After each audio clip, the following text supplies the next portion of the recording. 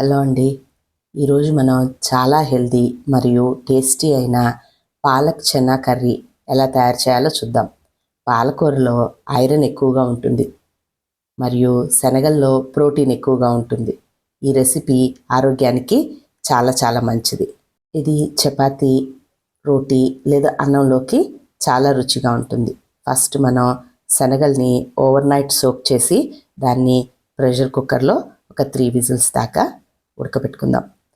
పాలకూరని 1-2 సార్లు కడిగి ఇలా సన్నగా కట్ చేసి రెడీ పెట్టుకుందాం. పాలకూరని మిక్సీ వేసుకున్నా బాగానే ఉంటుంది. నేనైతే ఇలా సన్నగా కట్ చేసి రెడీ చేసుకున్నా. పచ్చిమిర్చి, వెల్లుల్లి, అల్లం సన్నగా కట్ చేసుకుని పక్కన పెట్టుకుందాం. అల్లం వెల్లుల్లి పేస్ట్ వద్దు, ముక్కలే వేసుకుందాం. అలాగే ఈ టమాటాలని ప్యూరీ చేసుకుందాం. ఒక పెద్ద ఉల్లిపాయ కట్ చేసుకుని సన్న పీసెస్ రెడీ పెట్టుకుంటే మనం పొయ్యి వెలిగించి బాండీలో కొంచెం ఆయిల్, దానిలో సన్నగా కట్ చేసుకున్న అల్లం, వెల్లుల్లి, పచ్చిమిర్చి అది కొంచెం సేపు వేగాక కట్ చేసి పెట్టుకున్న ఉల్లిపాయ ముక్కలు కూడా వేసి కొంచెం రంగు వచ్చే వరకు వేయించుకుందాం. ఉల్లిపాయలు కూడా వేగిపోయాక మనం రెడీ పెట్టుకున్న పాలకూర మొత్తాన్ని వేసేయండి. పాలకూరలో ఐరన్ ఎక్కువగా ఉంటుంది. ఇది రక్తహీనతను తగ్గించి హిమోగ్లోబిన్ పెంచడానికి సహాయపడుతుంది.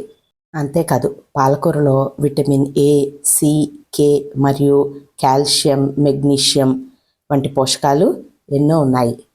పాలకూర మగ్గిపోయాక దానిలోనే మనము 3 టమాటాలని ప్యూరీ చేసుకున్నాం కదా, అది వేసేసేయండి. రెండు కూడా పూర్తిగా కలిసేలాగా ఒకసారి కలుపుకొని దాన్ని కాసేపు మూత పెట్టి మగ్గనిద్దాము. టమాటా కూడా పచ్చివాసన పోతుంది. మధ్య మధ్యలో మూత తీసి కలుపుతూ టమాటా, పాలక్ని పూర్తిగా మగ్గనిద్దాం. ఇప్పుడు పాలక్, టమాటా కూడా చక్కగా మగ్గిపోయింది. దీనిలో మనం ఉడకపెట్టుకున్న శనగల్ని నీళ్ళతో సహా వేసేయండి. శనగల్లో ప్రోటీన్ ఎక్కువగా ఉంటుంది. ఇది శరీరానికి శక్తినిస్తుంది మరియు మజిల్ బలంగా ఉండటానికి సహాయపడుతుంది. ఇప్పుడు దీనిలో కొంచెం సాల్ట్ వేసుకుందాం. అలాగే ఒక 1/2 స్పూను పెప్పర్, యాక్చువల్గా సరిపోతుంది కానీ కలర్ కోసం ఒక 1/2 స్పూను నేను కాశ్మీరీ చిల్లీ పౌడర్ వేశాను. మీరు కావాలంటే ఓన్లీ ఉప్పు, పెప్పర్తోనే చాలా బాగుంటుంది కూర. పాలకూర, శనగలు రెండు కూడా ఫైబర్ ఎక్కువగా కలిగి ఉంటాయి. ఇవి కొలెస్ట్రాల్ని తగ్గించి గుండె ఆరోగ్యాన్ని మెరుగుపరుస్తాయి. ఫైబర్ ఇంకా ప్రోటీన్ ఎక్కువగా ఉండటం వలన ఎక్కువసేపు ఆకలి కాకుండా ఉంటుంది. అందువల్ల బరువు నియంత్రణకు ఉపయోగపడుతుంది.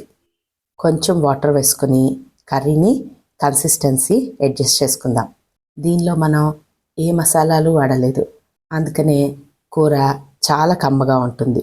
దీన్ని ఇంకా కమ్మగా చేయటం కోసం కొంచెము ఫ్రెష్ క్రీమ్ని వేసుకుందాం. పాల మీద తోడుపెట్టింది మన ఇంట్లోదే ఫ్రెష్గా ఉంది.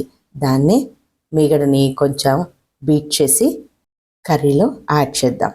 మనం కర్రీలో చాలా తక్కువ ఆయిల్ వేసాము. అదే ఎక్కువ ఆయిల్ వేసి కర్రీని ఆయిల్ పైకి తేలే వరకు ఉంచినట్టయితే చాలా చాలా టేస్ట్గా ఉంటుంది.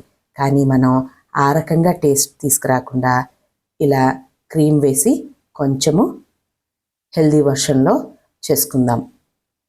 క్రీమ్ కూడా పూర్తిగా కలిసిపోయేదాకా కర్రీని ఒకసారి కలుపుకుందాం. అంతేనండి. ఇది ప్రోటీన్ మరియు ఐరన్ ఎక్కువగా ఉండే మంచి హెల్దీ రెసిపీ. మీరు కూడా ఒకసారి ట్రై చేయండి. వైట్ రైస్లోకైనా, ఫ్లేవర్డ్ రైస్లోకైనా, చపాతీ, రోటీలోకి, పూరీలోకి కూడా ఈ కర్రీ సూపర్ యమ్మీగా ఉంటుంది. నేను ఈ రోజున పుల్కా చేసుకున్నాను. పుల్కాలోకి చాలా చాలా బాగుంది. మీరు కూడా ఒకసారి కంపల్సరీ ఈ రకంగా ట్రై చేయండి. హెల్దీ ఫుడ్ తినాలనుకునే వారికి ఇది ఒక మంచి ఆప్షన్ అని చెప్పాలి. సాఫ్ట్గా ఇలా పుల్కాలు చేసి కర్రీ ఇస్తే పిల్లలు తప్పనిసరిగా తింటారు. లేదు అంటే మీరు 1 స్పూను టమాటో కెచప్ కలిపివ్వండి, ఇంకా యమ్మీగా ఉంటుంది కర్రీ. మనం 1 స్పూన్ ఆయిల్తో చేసాము ఈ కర్రీ. అదే కొంచెం బటర్ వేస్ట్ చేస్తే మీరు ఎగ్జాక్ట్గా ఇంకా హోటల్ నుంచి ఆర్డర్ చేసుకున్నట్టే వస్తుంది కర్రీ. మీకు ఈ రెసిపీ నచ్చిందా? నచ్చితే వీడియో లైక్ చేయండి, షేర్ చేయండి మరియు ఛానల్ని సబ్స్క్రైబ్ చేయండి. Thank you.